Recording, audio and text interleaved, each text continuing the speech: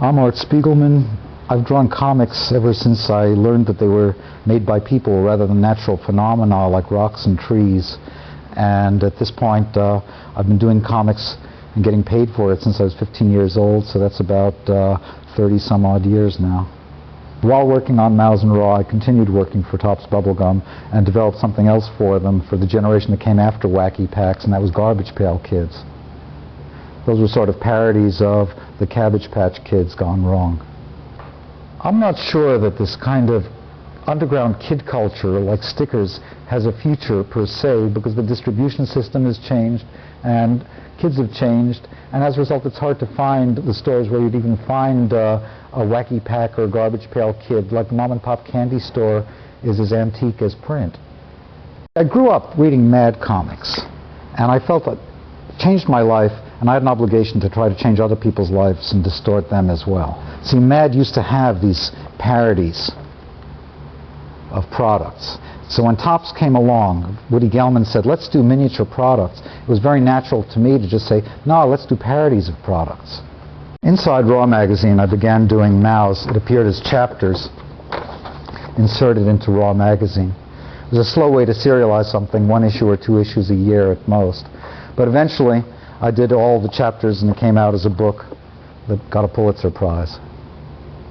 Right now I'm finishing up this thing called The Narrative Corpse. It's based on the old surrealist game, The Exquisite Corpse, where one artist would like start a head, cover it up, somebody else would add a body, somebody else would add feet, and you'd get some kind of surrealistic image. We did a comic book version.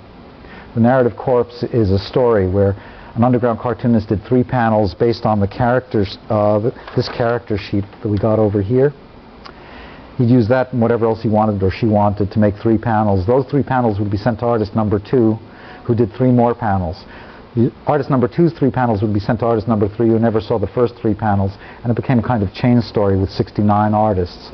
And we're currently designing and producing that to be an alternative comics type project that'll be out in the fall. Harvey Kurtzman, the guy who invented Mad Comics, really influenced an entire generation of cartoonists. We all grew up to be underground cartoonists. He influenced Robert Crumb, Gilbert Shelton, Bill Griffith, myself, the whole generation that in the 60s developed alternative comics. I was pretty involved with that, moved out to San Francisco.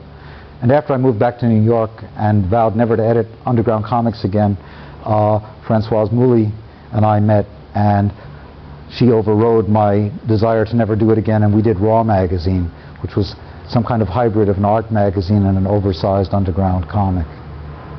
So the legacy of Mad Comics led directly into doing these Wacky Packs for Topps Bubblegum. Wacky Packs just kept coming out over and over again. Once Topps had a good thing, they beat it till it was a dead horse. So in one incarnation it came out as sticker albums and stickers. So here you have Topps making fun of its own bubblegum product, Gadzuka, or Mud Magazine, which brings it back to its source. That was the humor magazine for pigs. Or here we have camels.